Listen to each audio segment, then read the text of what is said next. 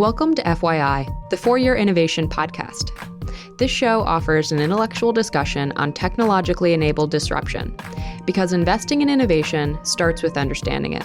To learn more, visit arc-invest.com. ARC Invest is a registered investment advisor focused on investing in disruptive innovation. This podcast is for informational purposes only and should not be relied upon as a basis for investment decisions. It does not constitute, either explicitly or implicitly, any provision of services or products by ARC.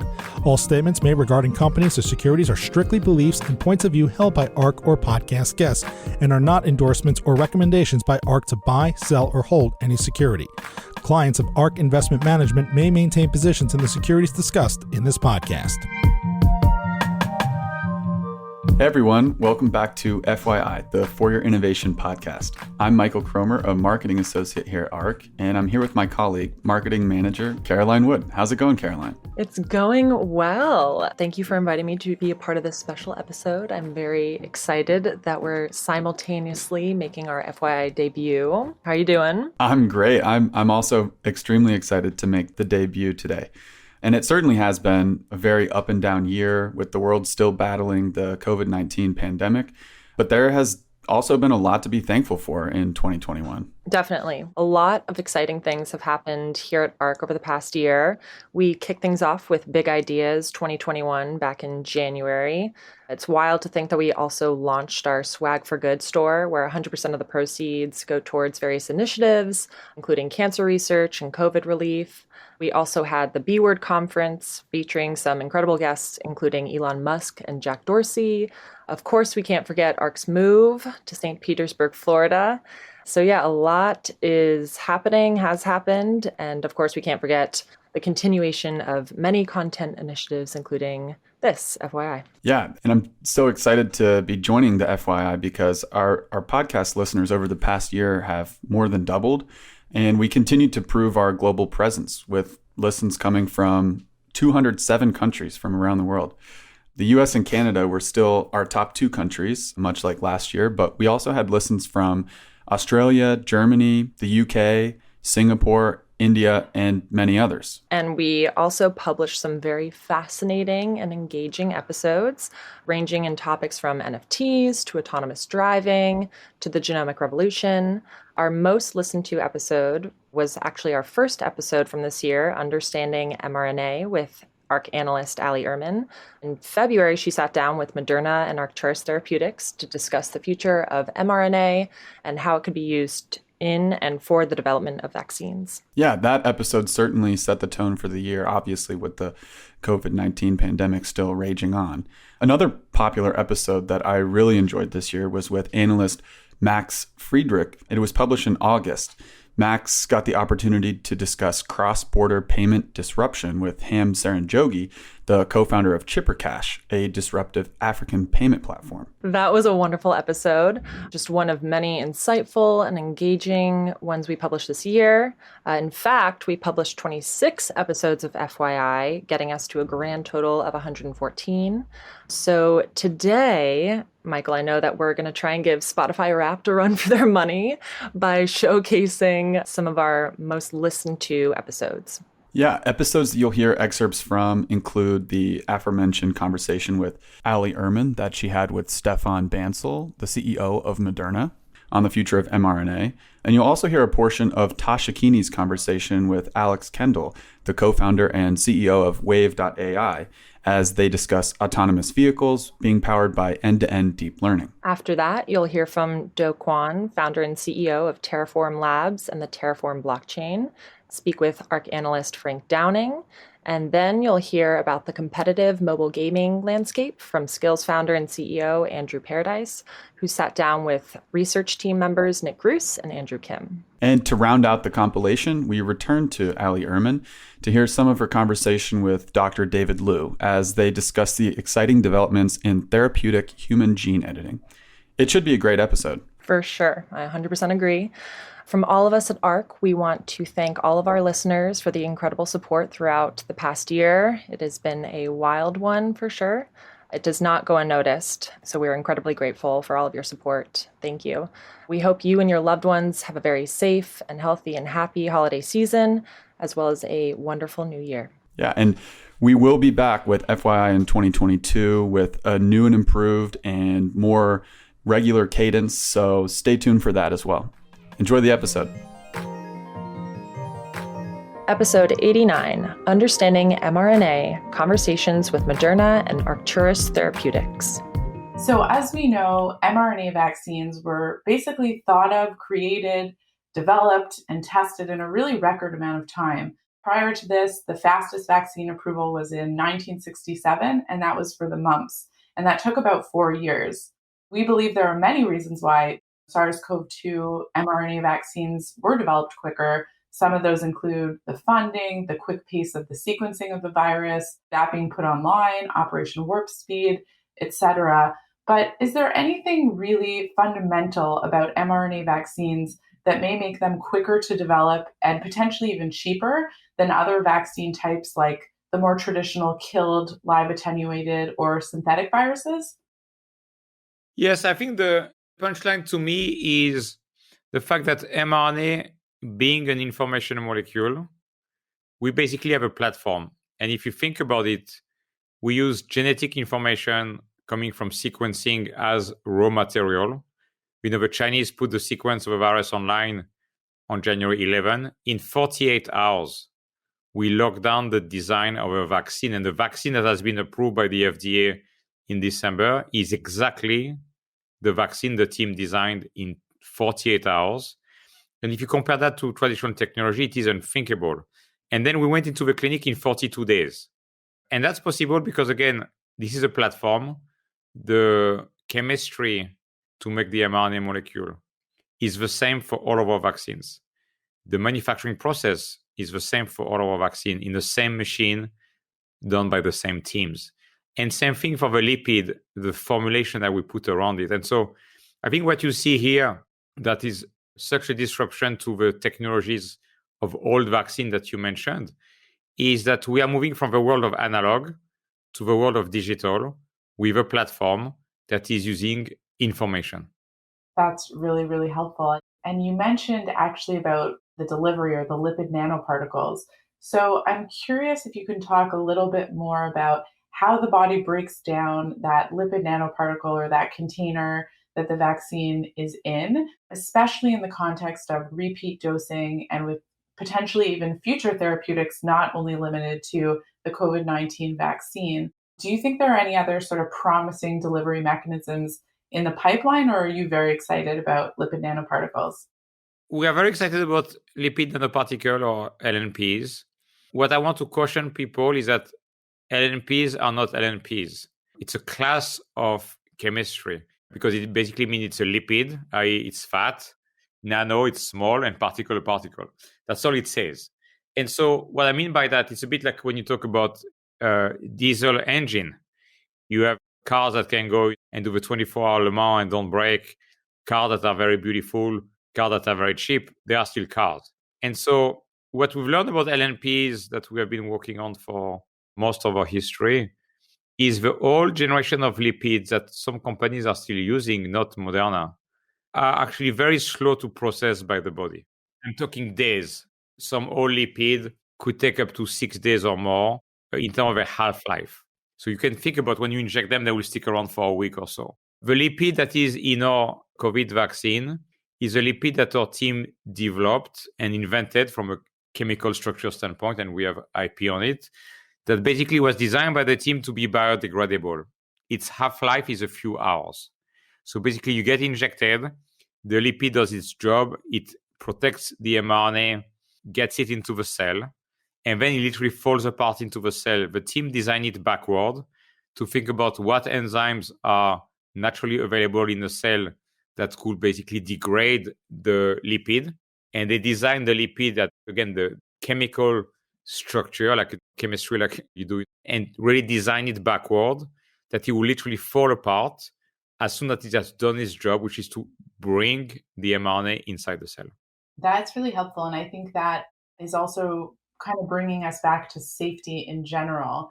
So we know mRNA is a genetic component and it's sort of wrapped in this LNP delivery for Moderna. It doesn't use more of the traditional methods like a live attenuated killed or a synthetic virus. It also degrades in the body like the LNP. So because of all this, do you think that this is a safer type of vaccine? And then even broader for just therapy, do you think this will be just a safer way of administering therapies for people in the future? I do think so, Ali. And since we started Moderna, I've been always extremely focused on safety. I trained at Eli Lilly. And like any big pharmaceutical company, 90% of our drug used to fail in the clinic. And when you look at the industry, like 40 plus years ago, where drugs will fail for safety, but sometimes for lack of efficacy, given the scientific progress we have achieved as an industry and the academic world in the last 40 years, 20 years, the case where you see a drug not working for lack of efficacy is getting really rare. It happens still, but it's really rare. So basically, it means that most drugs die in clinical trials because of safety. And so as we built Moderna, I was always paranoid about safety. I mean, as you can imagine, we were taking a bet on a new technology with incredible, at the time, 10 years ago, unknown unknowns. And so I pushed the team really hard, saying, look, we're not going to work on this technology for 10 years if it's going to fail. Let's do all the really hard experiments. Let's understand how this works. And so some of the work we did in the early year, including with academic lab, was things like, does the mRNA get into the nucleus? As you know, the nucleus protects the DNA. And it was a big question for us is, could you get our synthetic mRNA into the nucleus? Because you could then potentially, like gene therapy, have a long-term risk of safety of integration into the DNA of a patient. And so this was really worrying me tremendously. And so we ran a lot of work, including microscopy work, where you will tag the synthetic mRNA and follow them in cells and do kind of time-lapse movies and stuff like that, very elaborative science. And we showed time and time and time again that our Moderna mRNA, the way it is done, does not get into the nucleus, which is very important for long-term safety. The other piece is the mRNA molecule that we designed, which is again different from other companies that are in the field. It has its peak protein production at around 6 hours. And at around 48 hours, it's completely gone. It's degraded inside the cell. It is chopped up in pieces of a 4 basic component, the nucleotide, the 4 letters of life, that basically are actually reused by the cell to make other genetic material. But the molecular mRNA is gone in 48 hours after injection. And as we just spoke about the LNP, the lipid of Moderna, because of how we designed it, a few hours after injection is also gone. So I think this is actually potentially a very safe technology if developed correctly. That's why not all mRNAs are alike. I go back to my car analogy. The other piece too, I think that sometimes people underappreciate is the fact that the raw material that we use is genetic information that exists in nature. If you look at the SARS-CoV-2, what was our raw material? The sequence of a full-length spike protein that we did not invent. We didn't come up with that thing. We just took it from nature. If you think about our therapeutic program, we have a very exciting program, for example, in phase 2 with AstraZeneca called VEGF, VEGF, which is the name of a protein that is currently injected in people's heart after a heart attack with a biological hypothesis to create brand new blood vessel in the heart after an infarct to revascularize the heart, like regenerative medicine in your own body. The peak data look fantastic, preclinical, been published in Nature. The phase 1 data run by AZ show a very pristine safety profile. There was no tox, no liver enzyme, no cytokine, nothing. And shown in the phase 1b, increase in blood flow in humans. So that is very encouraging. Again, it is not the proof of a concept that's a phase 2 ongoing. But again, if you think about this drug, what was our raw material? The full sequence of a VEGF protein, which is in your DNA, in my DNA, is available online because the entire human genome is online. And so I think what people also sometimes underappreciate is our technology basically is a cassette that we build by a lot of building blocks that then you just drop in a set of instructions. But those instructions exist in nature. So the protein that is made by a synthetic mRNA inside a human is not a new chemical entity that has never been in human and is going to create tox that is unknown. It is a protein that has been in humans for hundreds of thousands of years. So it's pretty safe. Episode 90, Autonomous Vehicles Powered by End-to-End Deep Learning with Alex Kendall, Wave.ai. I'd love you to explain to our listeners why your approach is different to autonomous driving and why it's so adaptable. We've made the bold step about committing to going to a full end-to-end learning approach. This means that we use machine learning to optimize driving algorithm end-to-end, right from the input to the output, where the input for our self-driving car is camera sensor data and the output is a motion plan for the vehicle. And by learning end-to-end, it enables us to achieve a level of efficiency that you can't attain with a traditional rules or LiDAR or HD map-based approach that many of the incumbents use. And by learning end-to-end, we can enable a very lean team of elite deep learning engineers to build a system and really scale to the complexity of driving through learning. If you think about the environments that we drive through in London, they're very complex. It's very hard to hand structure them with lane layouts because these medieval cities don't have clear lanes. There's very complex driving structure that needs to be learned in a high dimensional representation. So that's what we can do with machine learning. And we go a step beyond some of the other approaches that teams like Tesla do with machine learning for just perception, but also learn control. This is the critical thing. There's what we've seen enable breakthroughs in artificial intelligence like Google DeepMind's AlphaGo, the system that was able to use deep reinforcement learning to beat the world champion at the game of Go, one of the hardest board games. This was only possible, or only shown to be possible through end-to-end learning. And we see the same technology being able to scale the complexities of urban driving. So the advantages to this approach seem clear. What would you say have you found are potential limitations or parts that might be more difficult with your approach?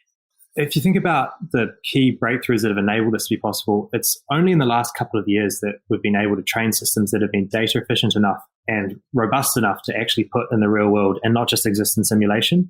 So this largely ruled it out for self-driving teams that got started, certainly earlier in the 2010 decade. But some of the challenges that we face with this approach, I think the first one that we're quite open to admit is around interpretability. Typically, deep learning systems, although they're the most robust, generalizable systems that humanity knows how to build today, they tend to be quite high-dimensional and hard to interpret. But having said that, that's rapidly changing. It's no longer interesting for PhD students to simply chase benchmarks. ImageNet's been largely solved. We've got amazing NLP systems today. Today, the real research challenge in deep learning is how do we make these systems transparent, trustworthy, interpretable, and to really understand the causality in their decision-making. And so I think this is something that we're making great progress in. But for us, it's about being able to unlock and solve the problem of data efficiency, understanding the distribution of data we can train from, and making sure it solves a problem robustly. Why does interpretability actually matter at a root level? Is that more for external parties to be able to say, like, oh, this is why it did this? Or is that for, in terms of your own state of development, to say, oh, we understand exactly what's being miscoded here to do relabeling or whatever remediation steps you need to do? Yeah, look, I think that's a bit of an open question. Certainly, it's essential for us as engineers to be able to develop the system. It's unclear what the regulatory stance will be. It's most probable that we'll need to provide, and we should be providing, some interpretability for why a decision was made. But if you think about in a human car accident situation, humans aren't often able to provide their own interpretability for why a decision is made. They might provide an explanation, but is it a causal reasoning explanation? No, I don't think so. So I think we can do better than humans there, but how far we go is an ongoing discussion. And then on the consumer side, it's unclear how much customers will drive this. If you think about aircraft, an airline passenger doesn't have strong demand for interpretability of why and how the aircraft is flying. They just experience the transport service. And so I'm still unsure what the consumer demand will be for interpretability. We've seen systems like the autopilot provide a number of computer vision outputs on their display. There are a number of erroneous outputs, but consumers seem to prefer it, even though it's not always 100% accurate. So that's something that we're still actively exploring and have an open mind to. It seems like intrinsically the approach of imitation learning is very attractive, right? It's kind of like the way humans learn. And so you can read academic papers on it, and then implementation-wise, I'm sure it's challenging. Do you even go so far as you're not even labeling like street signs or anything? The system just has to figure out that a stop sign is a stop sign? Is that accurate? One of the things that blew me away was when we trained a system with imitation learning purely from images to driving commands. And we saw it for the first time slow down at giveways and stop for traffic lights without ever having told it what a traffic light was. And when we actually, some of the interpretability systems that were built are systems like attention and saliency. And when we looked at what the model was attentive to in the input image, it highlighted the traffic sign. And that was amazing that the model was able to discern the pattern in the data that was most strong in the driving behavior was things like a traffic light to be able to make that decision. So that blew me away. I think that was back in early 2019. But we use a number of learning signals from supervised to unsupervised or self-supervised to reinforcement learning. And one of the most important things for us to build up was an understanding of how to mix these together in a multitask fashion. So we can use expert policy data. We have chauffeur drivers driving our vehicles, constantly collecting expert driving data. We can learn to do imitation learning with that, and that's supervised. We also have algorithms driving on public roads, and that's on policy testing, essentially putting them through a driving school, and we have safety drivers intervening and teaching them, and that's reinforcement learning. We also have some supervised learning on semantic segmentation, and then self-supervised learning on geometric understanding, depth, how the world is laid out. And putting all these different learning signals together, going back to what I said about trying to make the most data-efficient learning system, that's one of the biggest challenges that we're faced and what we spend a lot of time on. I had another question on labeling. I know that you use manual labeling now for things like intent. One, do you consider labeling a bottleneck? And is there a path to reducing the reliance on human labeling? We've only labeled two things to date, and that's the first one is semantic segmentation, which gives us a holistic scene understanding view in the image space. And then secondly is on traffic light detection. And we're actively pursuing methods to reduce and divest for that because it, like you say, it doesn't scale. And it also requires a human-imposed view on the data. You have to enumerate the classes, and there might be edge cases outside that. We much prefer moving towards open set or unknown understanding through self-supervision. And look, I think we can get there. Right now, we've spent in the order of £100,000 on labeling. So it's a very small part of our budget. And the predominant factor of learning is self-supervision. You mentioned on prediction and intent prediction. That's actually something we do entirely with self-supervision. What you can think about doing is, it's a very challenging problem because given a state of the world of the vehicle, we only get to see one possible future. But of course, there are many possible futures that could occur. You can debate whether the future is deterministic or not, but given the sensing capabilities that we have, there are many things that could happen. And what we do is we can look at what actually happens in the world, and we can use that as a label to train our system to do prediction. And so we don't actually have to human label intent.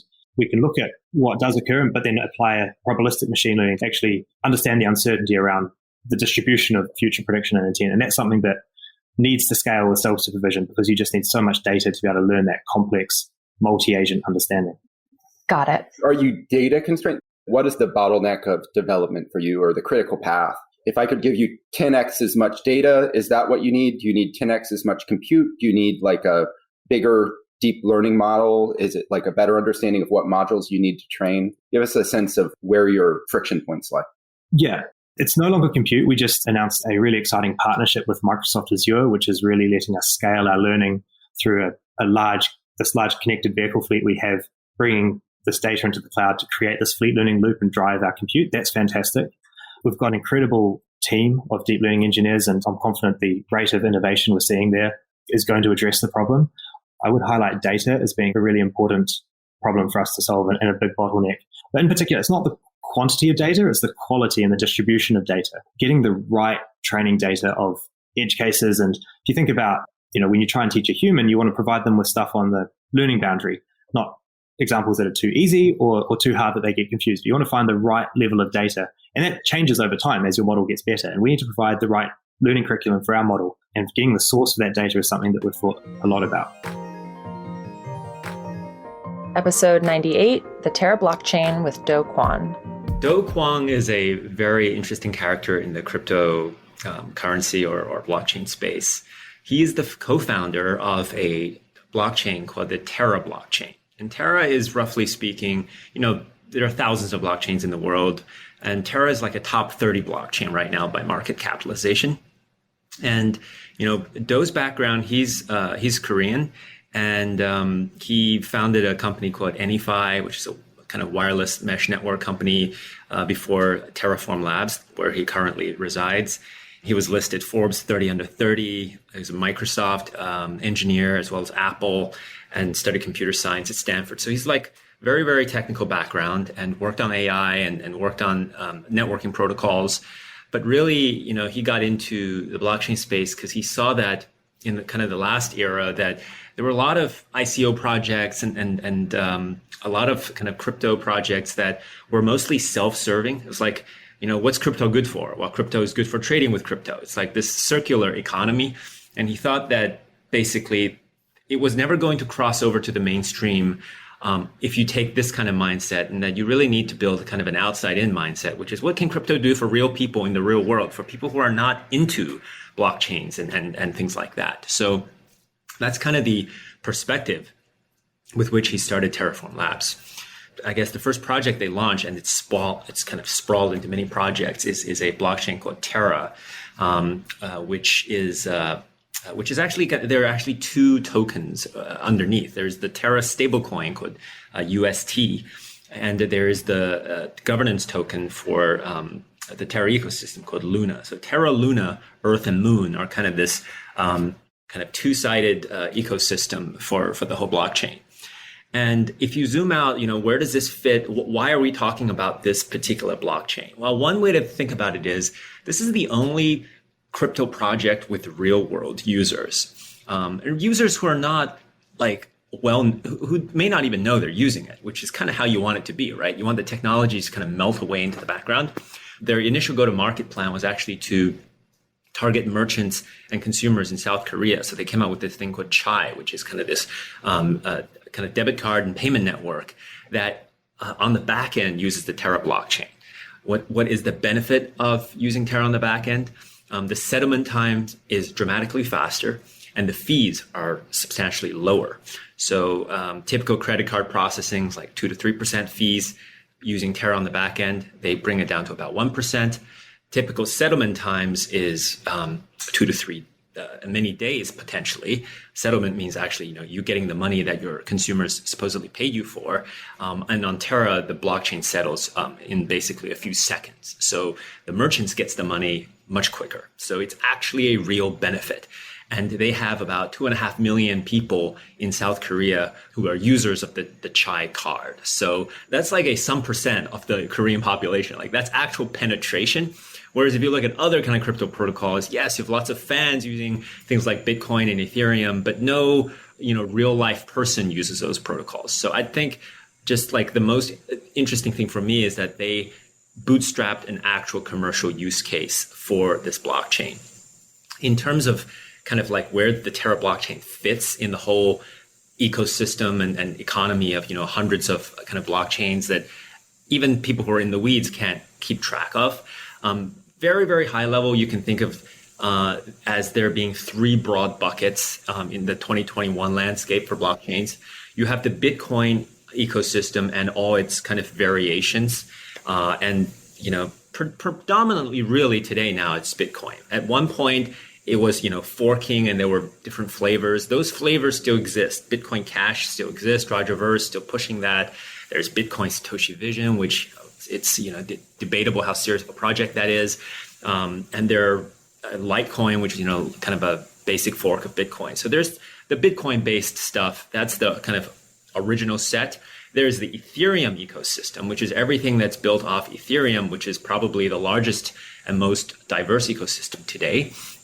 And there are some forks in there as well, but most of it is essentially built around Ethereum. And then there's, call it the third generation blockchains that try to improve upon Ethereum. The Ethereum blockchain has it's faster than Bitcoin in terms of transaction count, but it's still quite limited. And it's so popular now that it's congested. So a bunch of people are trying to build a better blockchain for what Ethereum does, which is basically being a platform for smart contracts. And that's kind of the third generation approach. And you have things there like Solana, things like Cosmos, and Terra is one of those. So with Terraform Labs, you've built one of the top 30 most valuable blockchains in the world. And what's interesting is you built it, most people talk about either Bitcoin or Ethereum blockchains today, or variations of those, but you've built an entire new, sort of a new blockchain called the Terra blockchain based on the Cosmos SDK. That's a very interesting design choice, and I think you've reached really, really great success with this design choice. How do you feel? Well, first, maybe how did you decide to make this design choice back in the day when you did? How do you feel about it today? Yeah, so there's actually a lot of elegance to how Tendermint is designed. So Tendermint is today the most widely used delegated proof of stake consensus mechanism. It's used across a multitude of different projects that are building on top of the Cosmos SDK, but also a lot of sort of new proof of stake mechanisms that came from it are sort of slight variations on Tendermint. So the design philosophy of how the Cosmos SDK and Tendermint is designed is frugality and simplicity. So really all you're doing is that you're getting like a set of validators to vote on various types of blocks. And like the Cosmos SDK is a state-of-the-art tool that allows people to build sovereign blockchains on top of that. So not only weren't there as many options as there are today when we were first starting to build out, but to this day, I believe the Cosmos SDK and Tendermint are some of the most interesting technical stacks to build on top of. Could you have built it on top of Ethereum if you had decided back in the day? The products that Terra ship have a very strong retail focus. So for example, our day-to-day payments across our apps like Chai, the average ticket size is maybe around $50. So the idea that one of those transactions could cost like $18, $19 just didn't make sense. And of course, like it goes up and down, but and Ethereum's block space is valuable because it's filled with whales like doing $10 million trades. It just wasn't compatible with some of the products that we're building. Gotcha. And of course, at the time, Cosmos was really the only plausible blockchain that can give you the flexibility to do this. Today, there are more options available. If you were starting Terraform Labs today and with the same objectives, would you still pick Cosmos, or would you maybe consider Polkadot or another kind of technology? I would say even today, the Cosmos SDK is the only tool that's available to ship sovereign blockchains very conveniently. So for example, like if you look at Polkadot, it has shared security that you need to adopt. So you need to buy security from the main relay chain if you want to maintain operations. Or for example, like if you were to build on top of Avalanche or Solana or Ethereum, it's all the same, right? Like you still need to subscribe to the rules of the underlying blockchain to be able to do interesting things. And I shipped pretty quickly, so I didn't want to wait for other people to get their stuff together, And I'd love to know a little bit about Terraform Labs. That's the umbrella company that's running everything, right? Right. How many people? Yeah, how many people are you guys, and where is everyone situated? Is it very distributed, and how is the company organized? Yeah, so Terraform Labs is more of kind of like a very loose collection of companies that are building different things on top of the Terra network. So like, for example, we have sort of the main entity with, the infrastructure teams and, design and support organizations and things like that help to provide the necessary resources and maintain the tools to keep the Terra blockchain running. So this is about 50 people. Our payment suite of apps like Chai and Import and MimiPay collectively is a little bit over 100 people at this point. And then there's other companies like BuzzLink or like Anchor and things like that, which also have some people on their own. Right? So I think everything combined, like maybe 150, 160 people, 170. Yeah. Okay, that sounds about right, because you guys are doing a lot. It's hard to keep up with. And are there certain aspects of the business of Terraform Labs, the company, that are starting to become decentralized and incorporating DAO-like concepts with the launch of some of the new platforms like Anchor and Mirror or core Terraform Labs functionality as well? Yeah, so and that's like one of the big emphasis that we have at TFL. So like, for example, when employees join for the first time, I tell them that this is not a business. We don't make any money. And we plan to dissolve at some point. So don't get too comfortable, right? So a lot of the newer projects that we launched, like Anchor or Mirror, these were more or less, pretty fair launches, I would say. So like Anchor, for instance, had some institutional investors, but the way that things are structured is that the governance of the entire protocol is managed by people that hold ANC, and there's a large distribution of people that hold MIR and ANC tokens at this point. And then there's a community pool. I think The Mirror community pool is about, I think it's like $1 billion now. And then Anchor's community pool is a little bit less, but basically it gives developers the tools to apply for grants directly from the protocol. So it's interesting because Andreessen Horowitz just raised like $1 billion fund, but you could, instead of like trying to get an email intro to, let's say, Mark Andreessen or like Ben Horowitz, you can pitch a protocol directly and then argue with different people in the community to be able to get this type of funding. And you can do this from Mirror or Anchor or from the Terra community pool directly. So a lot of that's been happening so far. So we've seen projects like, for example, Local Terra, which is sort of like a P2P exchange to be able to change Terra stablecoins for fiat across different places in the world. Infrastructure types of plays like, for example, Block Daemon, sort of like a Zapper.fi type of interface called Mirror Market. And yeah, a lot of the new projects that are building on top of Terra, a lot of which we're just not that aware of, have been funded directly by the protocol from the community pool. Yeah, I think that's really interesting because one of the things that like came out to me when I read the Terra white paper was, right from the beginning, there was a design for this growth focused fiscal policy. Has that been working as you expected in practice? Yeah, so now we have, I think, a little bit over $1 billion in the Terra community pool as well. And all of that just funded through burns over the last 3 months. So for this $1 billion, like I'm about to make a proposal to swap all of that to UST and then put that into sort of a leveraged insurance protocol called Ozone, which can be used to protect lots of DeFi applications that are coming out of Terra. Right. So, but the idea is that, when seigniorage happens with, specific type of money, like the US dollar, like the government, a centralized government decides to allocate it to fund different types of projects. But what's kind of fascinating about Terra is that it has the same seigniorage dynamics, but that seigniorage can be allocated to, different things by the will of the community. Episode 100, Competitive Mobile Gaming with Andrew Paradise, CEO and founder of Skills. Welcome, Andrew, and thanks for coming on the show. We're very excited to have you. Thanks for having me. Excited to be here. Yeah, I'd love to just start with a bit on your background because Skills wasn't the first company you were a part of creating. And if you could just tell us that journey towards Skills, how and why you ended up founding Skills all the way back in 2012. I'd love to just hear the setup for this wonderful run you've had with Skills so far. Sure. So by background, I'm an inventor turned entrepreneur turned business builder, but I've really been a lifelong gamer. I learned how to program from video games when I was a pretty small child. So when you think about my different endeavors, my most recent company, prior to Skills, I invented mobile self-checkout, and it's a mobile payments and data company. Prior to this, that I sold to Intuit, where I was a director when we were getting Skills off the ground.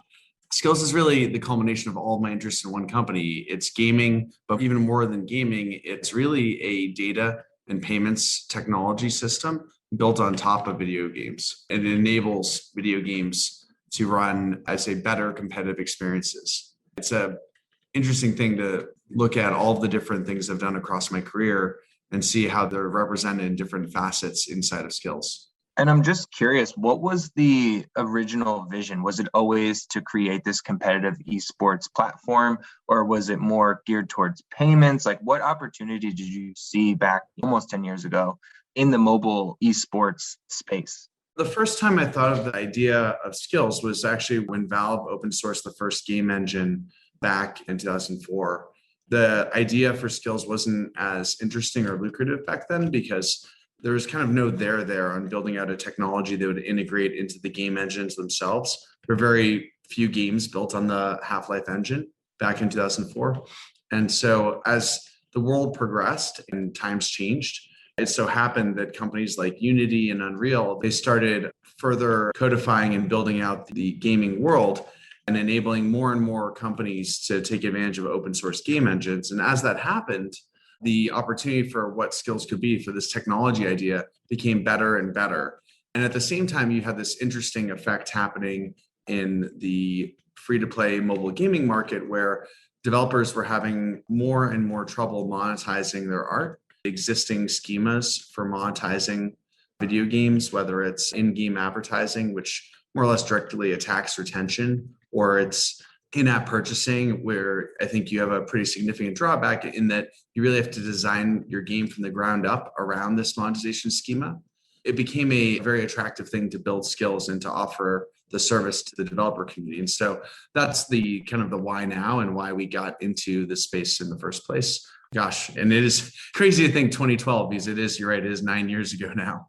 Yeah, it's incredible. And it's really interesting to see how the platform's grown in the two-sided marketplace where you have one side and the consumers, the other side developers. I'm just curious, it's been now 9 years. Where is the platform today? How is it growing? What kind of engagement are you seeing overall? And especially if you could just touch on maybe just overall mobile video gaming, because that's been on a massive run over the past 9 years. So you've really hit this trend in the right timing of it. Yeah, well, to use a sports quote that I love about why mobile gaming, we always quote Gretzky on, you got to skate where the puck is going, not where it's been. And when you think about mobile gaming and why it's so important, well, when we started, it was an $8 billion segment in 2012.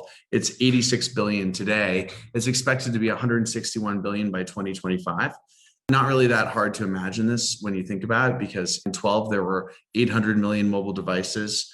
Today, there are 4 billion mobile devices and tablets. And in 2025, it's projected there'll be 10 billion. So when you think about mobile gaming and interactive content, it's really about content and experiences, consumer content that's designed for these devices that are now everywhere.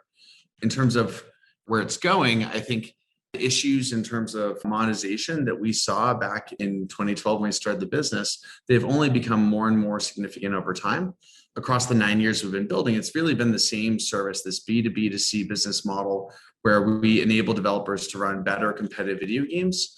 The market has been developing, and we've very much been right timing what we built against this secular shift in consumer behavior.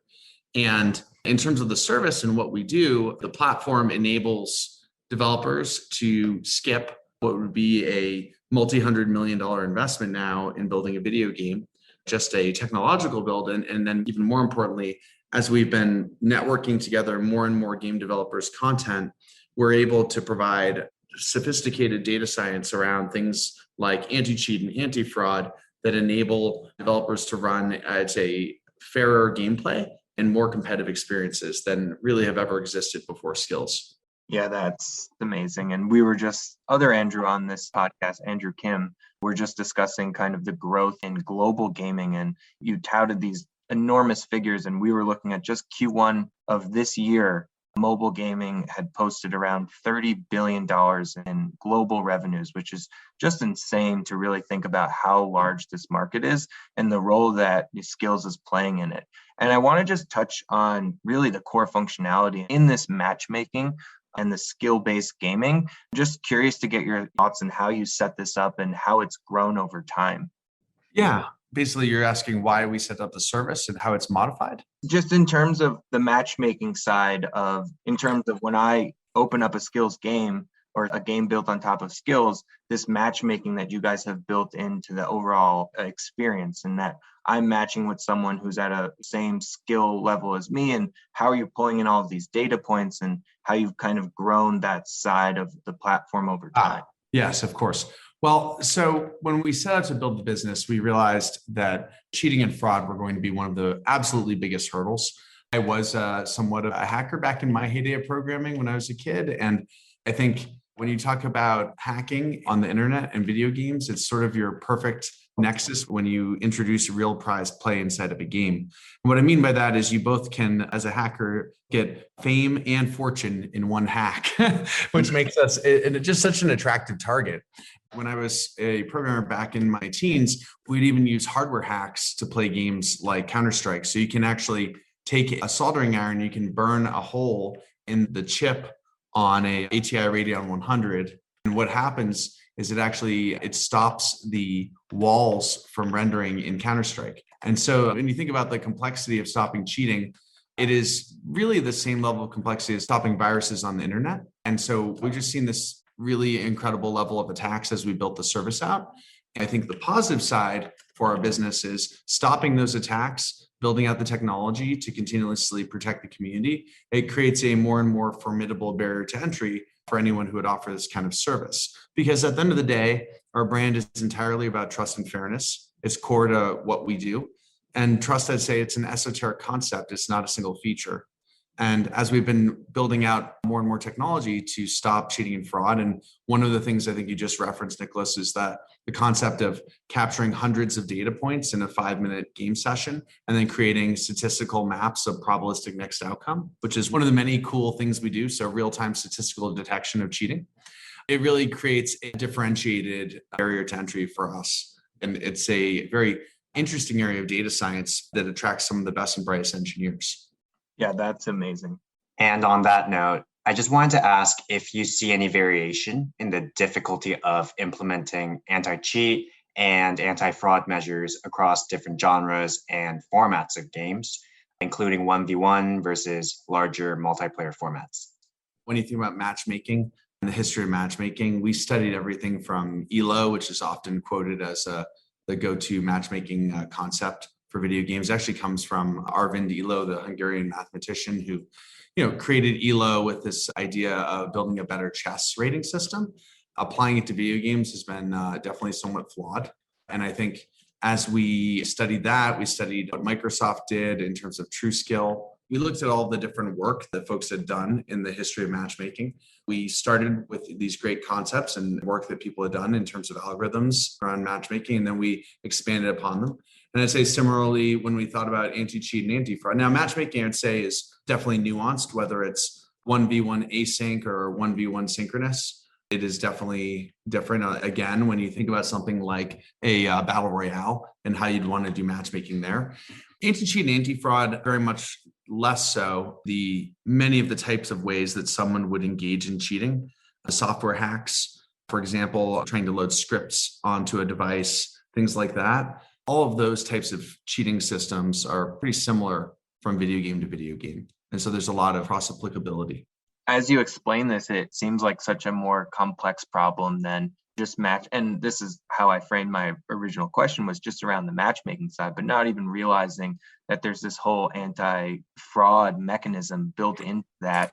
And maybe that's why, and this is my next question, why you don't see individual developers trying to build out this platform for a specific game, and why they would choose a platform like Skills, which has already solved all of these really hard problems. Is that how you've experienced, and maybe how conversations with game developers have gone before? Yeah, I think the number of things you have to get right, from ensuring fair play to actually providing, I'd say, a much higher expectation of customer service for this type of service. It creates between the patented technology and the higher expectations from the consumer, it very much is the unique selling proposition of our business. It's very much our strategic moat. And going back to just the demand side of future game formats, how are you thinking about the growth of demand of asynchronous 1v1 and larger multiplayer formats, such as Battle Royale, which has seen a lot of traction in recent years?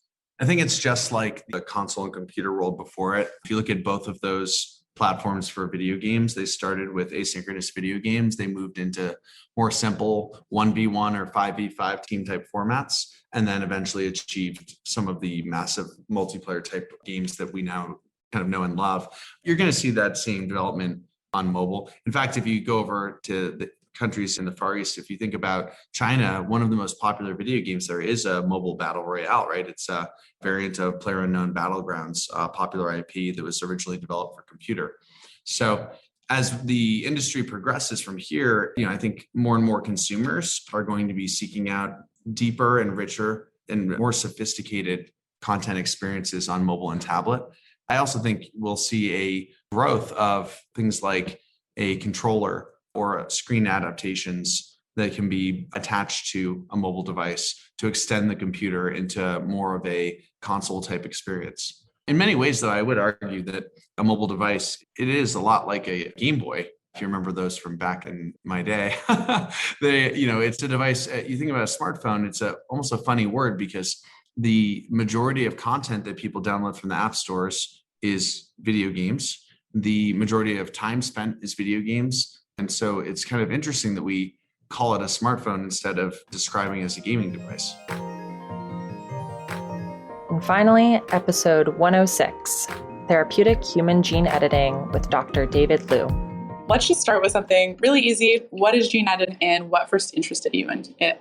Yeah, so first, in all seriousness, I'm grateful that you organized this interview, and I appreciate you teaching me how to use this crazy new thing. Hopefully it sounds okay. Thank you for doing all of that, and it's a pleasure being your guest. So gene editing actually has a long history, far longer than I think most people outside of the field appreciate. In its most basic form, gene editing just means making some kind of purposeful change in a gene. And researchers have done that for decades. Not too long after the structure of DNA was elucidated in the 1950s, people were making changes in DNA, but the changes weren't always changes that we could control, either in their content or in where we were making it.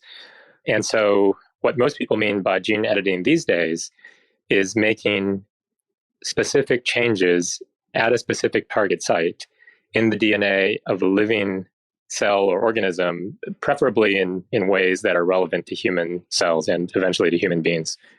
And what got you excited about it? Well, or like talk about, specific to CRISPR and kind of the newer advances. When did your research start really going after kind of the field that you're so I think everybody in the molecular life sciences has long recognized the importance of DNA and of being able to make specific tailor-made changes in DNA. And our lab's specific interest in it actually predates CRISPR. As a chemist, I have long followed and admired the work a number of luminary chemists who have made a little bit of a trying to address DNA as a piece of digital information with molecules, meaning address it in a programmable way. So Peter Durbin at Caltech is one example of a terrific chemist who developed a family of small molecules based on a natural product called dystomycin that could bind DNA sequences of your choosing with some specificity. The specificity of small molecules programmed in DNA days would be considered modest, but at the time was really groundbreaking and innovative, both for its base chemistry, bioorganic chemistry skill, and for, I think, the even more important recognition of a great problem. How can we take this molecule of 2 copies of 3 billion letters, each of which has a slightly different shape, and be able to digitally address it, meaning to engage a specific site in the genome of our choosing? So, Peter was, I think, one of the chemists who recognized early on the importance of that problem. So when I became a professor in 1999, we had a series of projects, and one of the projects in our lab was affectionately named the Unifactor 2000, which stood for Universal Transcription Factor, and 2000 at the time seemed like a futuristic date, so it was the Unifactor 2000. And in that project, our goal was to develop a series of RNA molecules that could target any site in the genome of our choosing. This was before the discovery of CRISPR, so we didn't have such a wonderful tool at our disposal.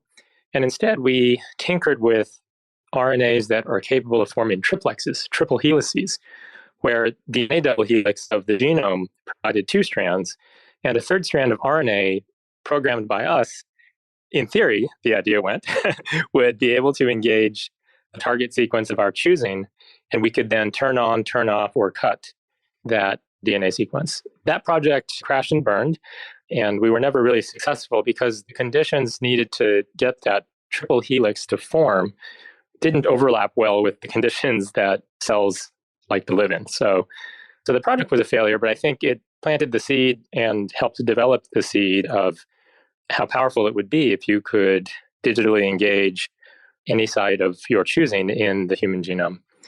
And so you asked about the advent of sort of the modern staples of modern beginnings of genome editing. And I think most people consider that to be zinc fingers, zinc finger nucleases, tail proteins, or tail nucleases, and of course CRISPR-Cas9. Each of those 3 platforms is a way to cut a DNA sequence of your choosing. And they each take advantage of a particular DNA binding platform, in all cases drawn from nature, but decoded, figured out by humans. So zinc fingers are a series of finger-like proteins that, when strung together like beads on a necklace, can line up those fingers in a way that recognize the specific base pairs in DNA. And so seminal work of Carl Paybo and many others started to realize that to make possible the idea that we could engineer tailor-made zinc finger arrays, that is, repeats of zinc fingers, chosen by researchers to bind DNA sequences of our choosing. And that turned out to be correct. It's a difficult to use form in that it's not quite a simple lookup table that allows you to bind any sequence of your choosing. But zinc finger arrays can be developed and refined in the laboratory that binds DNA sequences of one's choosing with high affinity and high specificity. And of course, the platform that Sangamo really was built on. And then the tail nucleases use equally fascinating set of proteins, borrowed again from nature, called tail repeat arrays. These were bacteria that infected plants, and the bacteria did something really remarkable.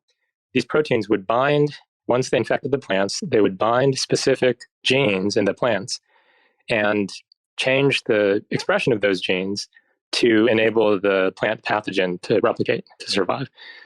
And ingenious researchers, including Bogdanove, figured out that there was a one-to-one correspondence between the sequence of each tail repeat protein and the DNA base that that tail repeat protein would engage.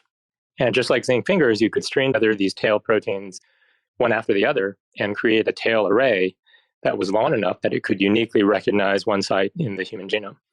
And those proteins work actually quite well, and they do behave more like there's a simple lookup table. It doesn't require as much expertise to develop a tail protein that binds effectively and selectively a DNA sequence of one's choosing. And of course, the gene editing renaissance got a real kick in the pants when CRISPR was first used for gene editing in the work pioneered by Emmanuel Charpentier, Jennifer Doudna, Fun Jean, George Church, Burgess Sixness, and others.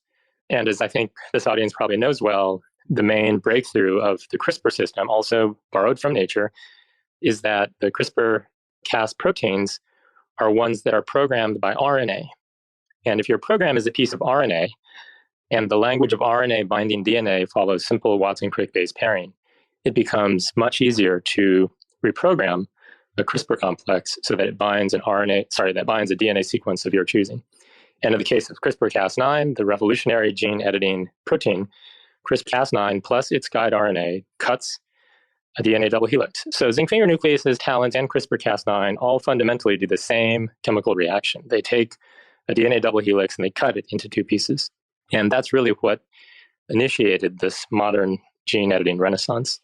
And all basically, call it discovered over the past decade or so. I guess maybe zinc finger was a little earlier. Yeah, zinc fingers were older, started in the 1990s, tail proteins in the 2000s, late 2000s, and then CRISPR-Cas9 used for gene editing first in 2012.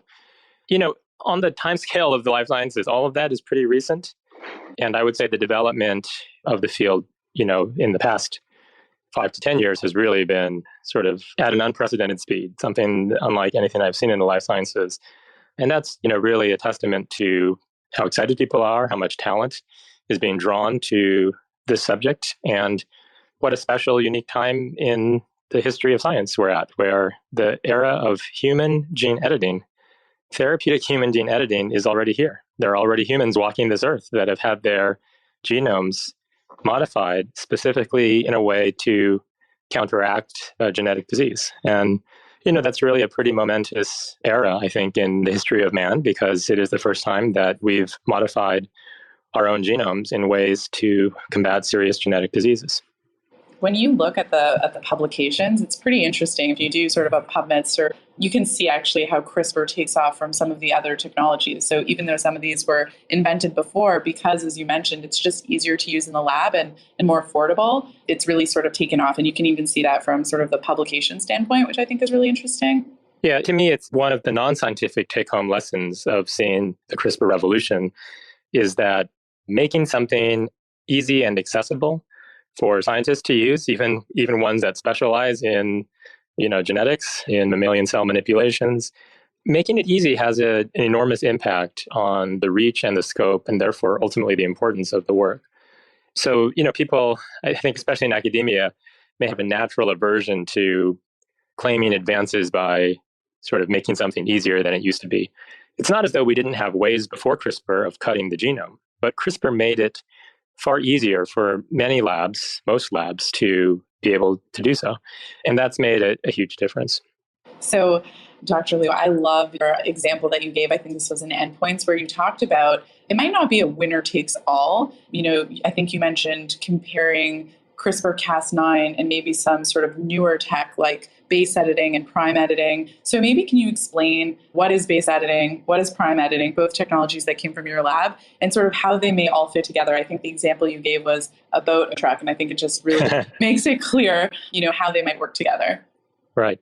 So CRISPR-Cas9, zinc finger nucleases, tail nucleases, as I mentioned, they cut DNA. So they are molecular scissors.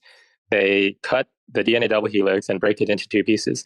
And CRISPR-Cas9 was evolved in nature to mess up viral genes, because CRISPR-Cas9 is an immune system that bacteria use to ward off viruses who are trying to infect the bacteria.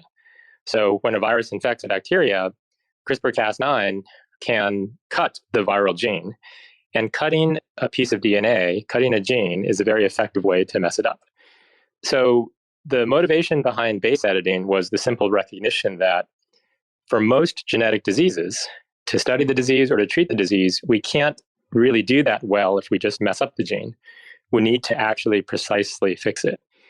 And it's very difficult in therapeutically relevant cells to make precise DNA changes by cutting the DNA. Cutting the DNA in a human cell is pretty traumatic. It has many of the same consequences that the bacteria that use CRISPR-Cas9 to mess up virus DNA evolved. It disrupts genes. It also causes cells to commit suicide, undergo apoptosis. It causes chromosomal rearrangements, large deletions at the cut site. A recent series of papers described from David Pelham and others describe this incredibly fascinating process called chromothripsis that he detected in sort of single-digit percentage cells treated with CRISPR-Cas9 scissors. Meaning when you cut DNA in a chromosome, there is a measurable percentage of outcomes in which other things beyond even messing up the target gene happen. You can get large deletions of thousands or even hundreds of thousands or millions of DNA bases. You can get translocations. Part of one chromosome ends up stuck onto another chromosome. And in perhaps the most dramatic cases, you can get chromothripsis, which is literally shattering and recombination of all the shattered pieces in a random order of a chromosome. And these larger changes are not easy to detect, which is in part why it's taken scientists a number of years to rigorously characterize the extent to which they happen. But I think it's pretty well accepted that in at least some kinds of cells, including in some cases cells we care about, like hematopoietic stem cells for potential therapeutic uses, making double-stranded cuts can lead to unwanted consequences. So the combination of, I think, those two simple realizations that, number one, messing up a gene can be useful for fixing some genetic diseases, but not for most genetic diseases where you need correction instead. And number two, double-stranded breaks are not well tolerated by most living systems and is sort of considered a significant insult to the cell. That's what motivated our lab's development of base editing and prime editing. So base editing and prime editing share in common that they don't make double-stranded DNA cuts. For the aficionados out there, they nick the DNA. A nick is a single-stranded cut, but nicks happen thousands of times a day in every cell, it's thought. You can look at the research of Thomas Linthal and others who have characterized the abundance of nicks in our genomes.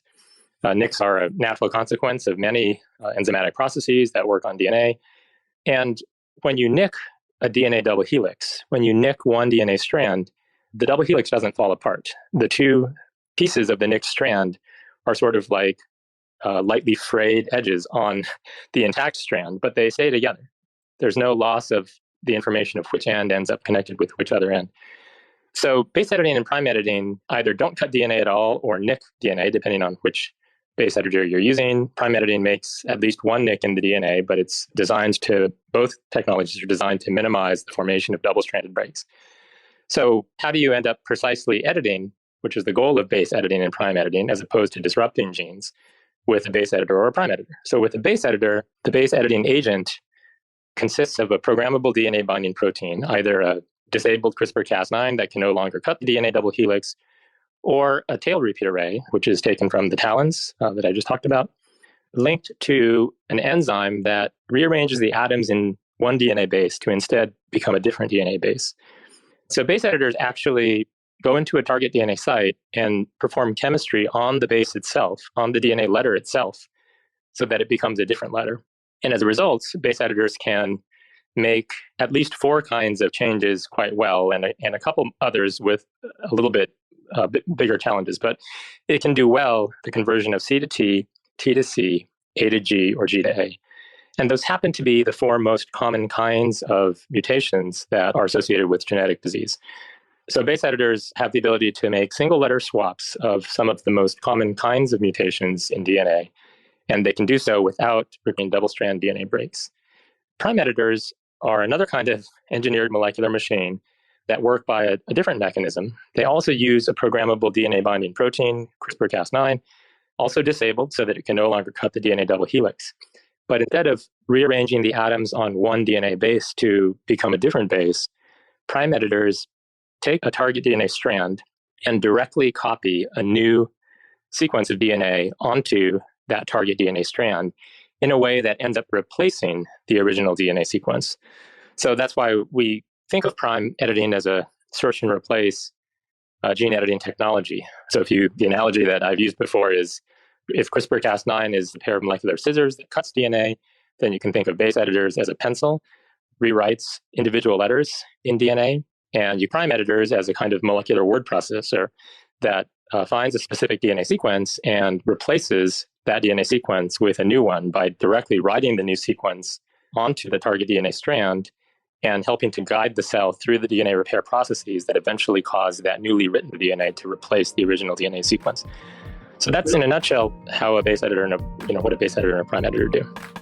ARK Invest is a registered investment advisor focused on investing in disruptive innovation. This podcast is for informational purposes only and should not be relied upon as a basis for investment decisions. It does not constitute, either explicitly or implicitly, any provision of services or products by ARK. All statements made regarding companies or securities are strictly beliefs and points of view held by ARK or podcast guests and are not endorsements or recommendations by ARK to buy, sell, or hold any security. Clients of ARK Investment Management may maintain positions in the securities discussed in this podcast. ARK believes that the information presented is accurate and was obtained from sources that ARK believes to be reliable. However, ARK does not guarantee the accuracy or completeness of any information, and such information may be subject to change without notice from ARK. Historical results are not indications of future results.